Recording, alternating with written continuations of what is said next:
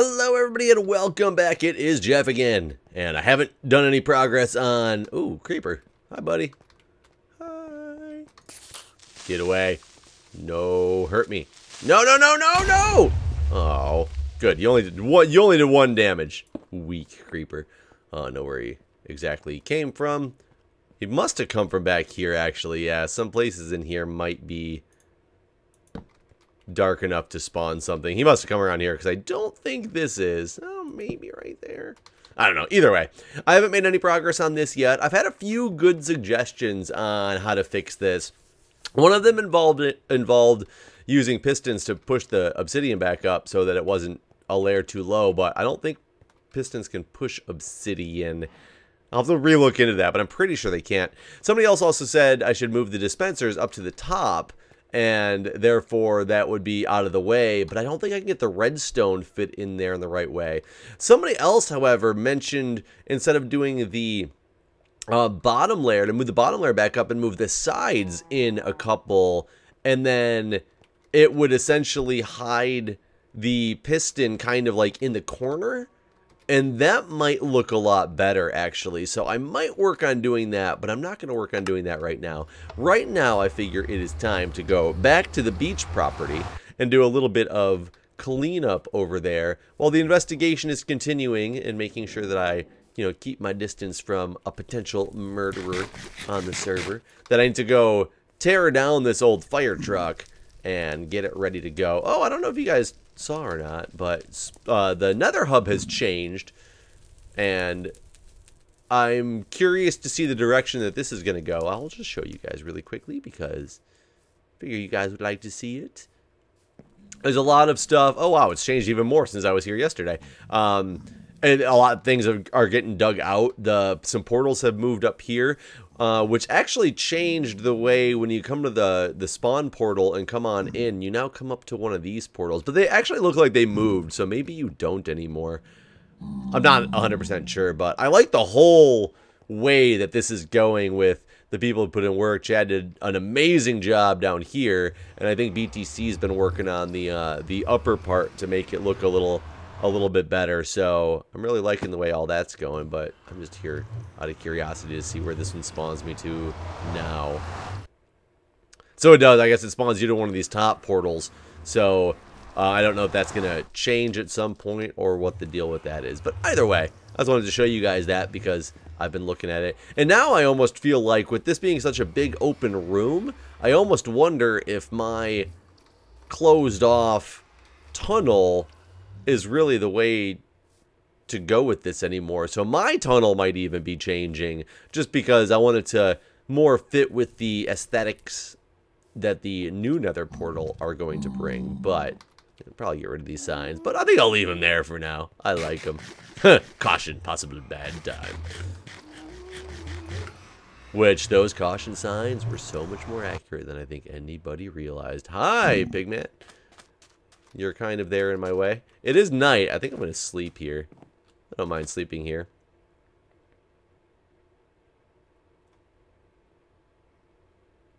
I can't sleep here. And you guys get to see the fun chat. Let's see. I need to take this ambulance and stuff down as well. I need to take all of this stuff down so I can continue building the beach property at some point. I like the ambulance, though. The ambulance is so cool. I kind of don't want to get rid of it. I'm coming up here because I realized I need to get rid of this ladder first. Otherwise, I'm going to have a bad time, and it's just going to be hanging out in the air. But let's get rid of it. And either way, so yesterday, Wednesday nights, normally my night at the fire station, so it was yesterday my night at the fire station as well. So it was interesting, and this is not a fire related story at all, but I was driving to the fire station and my phone went off. And I looked at the phone and it wasn't a message from anybody or anything like that. And let me restart this by, not really restart this, but also say in this thing that I love the fact that my phone now has, it gives me traffic updates and things like that.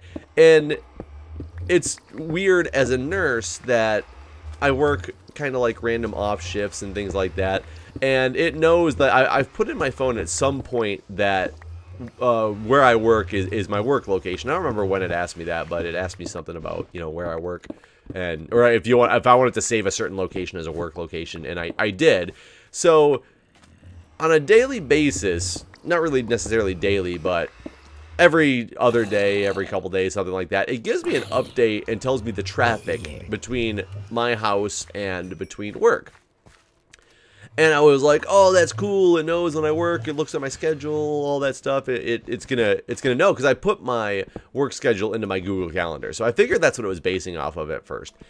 And then all of a sudden, it started to just kind of constantly give me updates on how long it would take me to get to work. Days I was off, days I was working the day shift, it would tell me, you know, time to work. And I'd be at work, like getting ready to get off, and it'd be like, time to work from your house. And it'd give me like an estimated how long it's going to take me to get to my work from my house. And I was like, okay, this obviously isn't really basing off of my Google Calendar at all. And then like the next week I'll be on night shift, and then it'll start telling me things about day shift. So it kind of starts to try to understand your pattern, I guess.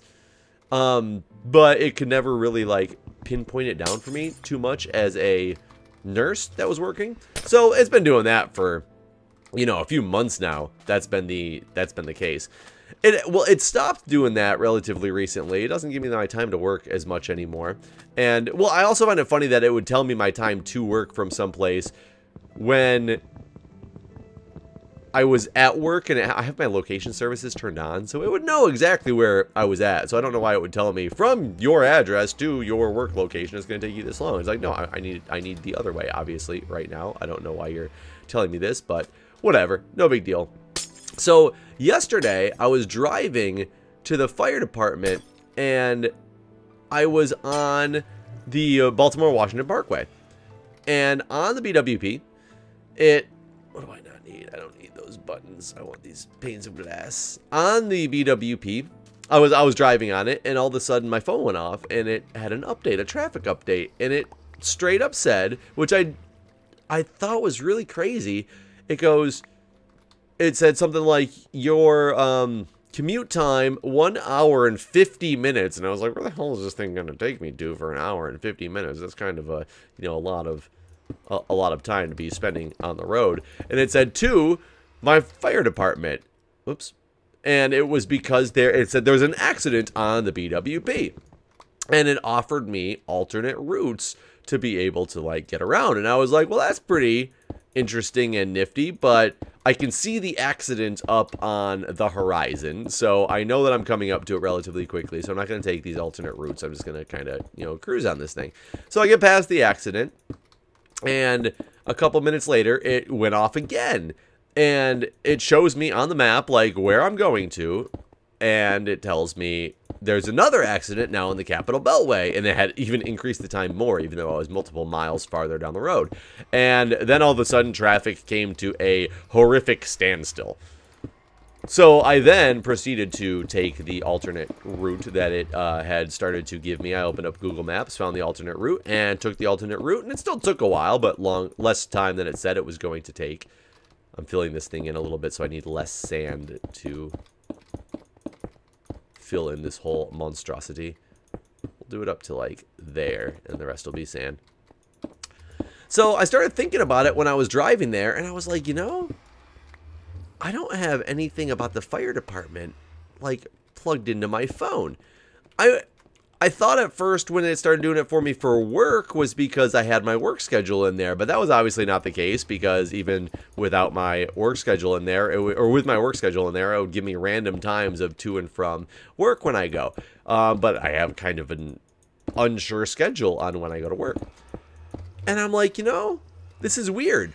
It's actually like planning out my weeks based on what I do on a regular basis, which I'm not against that at all. A lot of people are going to be like, oh no, Big Brother, like, oh, heaven forbid. I'm one of those people who I'm all about implant a chip in my hand I'd be okay with that if that was my form of identification, and therefore I wouldn't have to bring a driver's license with me anywhere. Have it embedded in my credit card so nobody can steal my credit cards anymore. I'm all about it. Like, chip me, baby. I'll be fine with that. A lot of people are completely the opposite, and they think that's way too, you know, big brother following me, can't let that happen. Government will know where I'm at all times. I don't really care. The government knows where you're at all times anyway. Quit fooling yourself. Like, that's really all there is to it. They can, if they want to find you, they can find you. I think all those murderers that are on the loose, the government really does know where they're at all times. No, I'm not really saying that. I really have no idea why it takes them so long, because somebody like me, I mean, they try to hide though. So trying to hide is a completely different thing than, you know, somebody like me who I don't try to hide at all. So I really don't care if you know where I'm at on a regular basis, because yeah, I just expect that you would be able to find me if you wanted to find me. Like, that's really what I expect out of, you know, the government and things like that. To drop some of this stuff off so I can go collect sand to fill all this stuff in. But I started to realize, as much as I am okay with technology doing this and making with the constant effort to make your life easier. Is this, looks like an Enderman was here or something. Constant way to make your life easier. Like, yeah, if it knows your regular routine and it can help you get from point A to point B in a much faster ratio than before, because it can already see that there's accidents and things like that, then by all means, do it. But I started to realize that, granted, I started this video talking about my nursing schedule and how it's unpredictable, but are other aspects of my life that predictable? And that kind of made me sad. And granted, the fire department, yeah, you can't do the fire department without having like a scheduled day that you're going to be there. It's not about the fire department itself. If you know I'm at the fire department on Wednesday nights, that's fine. What other predictable things is it going to start telling me, like traffic updates too? And I'm so like curious and nervous at the same time, because I don't want to be one of those guys who realizes that for his whole life he's done like the exact same thing every single day. Is it going to tell me on, you know, Thursdays at around 6 p.m. the traffic on my way from my house to the liquor store? I mean, that would be crazy. I'm not saying that I go to the liquor store every single Thursday at 6 p.m., but I was just giving that as an example. Like, you know, what if I want to go visit my mistress every Wednesday night? It's going to give me new traffic patterns to my mistress on Wednesdays? No, I'm just kidding. I don't have a mistress. But I mean, those things like that. I don't want to be a predictable person, and it's so funny. A lot of people, as they get older in life and like set in their ways and what they do, a lot of people want predictability. That's something that they really like. They like to be able to plan stuff. And yes, being able to plan stuff is nice, but one thing that kind of keeps me motivated and keeps me going in a lot of circumstances and not getting too bored with doing something is the fact that it changes. I am a firm believer that change definitely helps out. That's why right now in my nursing gig, when I'm able to do 6 weeks in the ICU and then 6 weeks in the emergency department and back and forth, it's such a good feeling just to change things up a little bit. It's why when I'm at the fire department, I don't hate driving the ambulance all the time. All right, let me rephrase that. I don't hate driving the ambulance in general. I just don't want to do it all the time. I love to be on the engine and things like that. I know that it's right now until this next group of people who are taking their evac, their emergency vehicle operation. I'm one of the few drivers that's there, so I can take it for a little bit, but there's a lot of people that are currently in the middle of class, so I know that time frame is coming to an end. But every couple weeks, you need me to drive the ambulance instead of being on the engine or the tower, which I was on 4 pieces of apparatus last night. Granted, 3 pieces of apparatus. 4 different swaps last night because of the needs. I started the first 2 hours of my shift. I was driving the ambulance. Then I got moved over to the engine until 10 p.m. Then at 10 p.m. we put the tower in service, and I was one of the few qualified people on the tower there, so they put me on the tower. And then at 5 a.m. I had to move back over to the ambulance because the person driving the ambulance was leaving, and I was the only person who could drive the ambulance that was still left there. Granted, I don't like necessarily changing that much, but I think the change and the differences are what makes life exciting, and I don't want to become just predictable boring. I mean, I already feel that when I'm home, I spend so much time at my computer, whether it be watching videos, grading papers, creating content, whatever. I spend a lot of time down here, like multiple hours a day, and I'm like, man, I really need to do something else and change up what I do just so I don't get in this bad habit and routine. And then that kind of like just drove it in. And I was like, man, I'm so predictable. It knows exactly where I'm going every Wednesday night.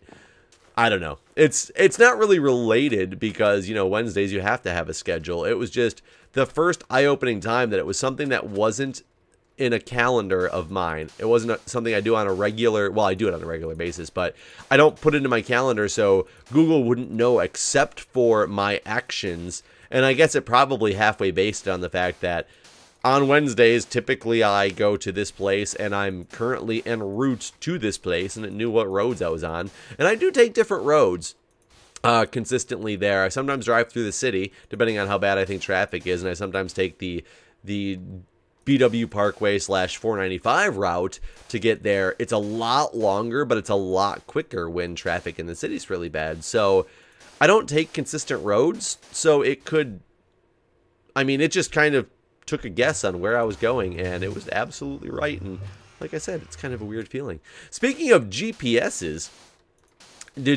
I heard this study that was done like a year or two ago. Ever since Google added traffic to their GPS, that it significantly changed traffic patterns of the way that people drive in rush hour, and turns out not for the better from what I understand. It was Google traffic doesn't update quick enough that when people see bad traffic on one route, that they apparently have this tendency to move over to a different route that looks on the map as if there was so much less traffic happening, that by the time that they get there, that route is now actually more filled up with traffic than the previous route that they were on, because the traffic apps aren't updating fast enough. And I found that fascinating when I talked to this guy who used to live around this area. He was a really good friend of Julia's. They worked together. Really, really, really smart guy. And a really cool guy just to hang out with, too. So he had that going for him. It was like smarts and intelligence. And he was an older dude. He was like in his 50s. Well, I guess he was barely in his 50s. He turned 50. We celebrated his 50th birthday party with him. So last year, right before he moved away. So it wasn't that it was, you know, that he's in his 50s. He had just turned 50. So I don't want to make him sound too old. But I was fascinated by this conversation with him. And the evidence that he had to show it from, I'm trying to remember what study it was, but it was really amazing that like Google, when they came out with the traffic stuff, they thought it would be revolutionary and be able to completely change the way that people drive, and it has, but for a negative way. And I guess it was in a study that was done because what they were trying to do was force people to utilize like if they had GPSs that would tell you how to get to places, but everybody on the road would have to actually like follow them. And what the goal was that it would split traffic on knowing that there was bottlenecks and things like that, or knowing like what roads get super busy during rush hour traffic, that it would split traffic up to try to alleviate congestion and make it so like everybody has a relatively smooth commute, as opposed to just the jerks who try to like run everybody off the road to get themselves like out faster. But they were running into problems where a GPS would tell somebody, go this direction, and they're like, that's not my normal direction, as well as my traffic says that this area of traffic doesn't have enough traffic on it right now, that this is going to be a much smoother ride for me to go, that I was actually completely screwing up traffic patterns. And I don't know, technology and GPS and things like that being in a state where they can kind of be intuitive, and intuitive to a point where they're going to reroute you, I think it's amazing. I love the concept of it. I just unfortunately don't want to be one of those people who is so predictable that they know exactly what I'm doing at all times. I want to have, like, I thrive on having excitement in my life, on just having random things happen. Like when I talk to people and tell them, oh, what do you do for a living? Oh, I'm a nurse. By the way, I'm also a firefighter. I also have this YouTube career. Man, somebody told me that that was going to happen, and I did not believe you. So, to your comment, sir, touche. I was like, no, I'm not going to, like, get trapped in the wall when I come through this portal. It's going to be fine. But, obviously, I was absolutely wrong. But, yeah, technology, it's... Ooh, I love to see the future where this can go. But like I said, I thrive myself on being one of those people who's so unpredictable, in a good way unpredictable. It's fun. You know, nurse, firefighter, and a YouTube content creator. People are like, what are you talking about? Oh yeah, by the way, I teach online classes and, you know, and I'm a ski patroller as well. They're like, what is going on with you? And I love that reaction. I like thrive on it. It's like, you know, how extroverts thrive on just getting energy from other people. They don't really care what's going on. They just have to get energy from other people. Like, I thrive on getting energy from just being unpredictable in a completely predictable way. It's so sad. But either way, that's what it is. Anyways, got some of the beach stuff done today, and call this episode here. Don't forget to hit that like button, subscribe to the channel if you're not already, and I'll see you guys next time.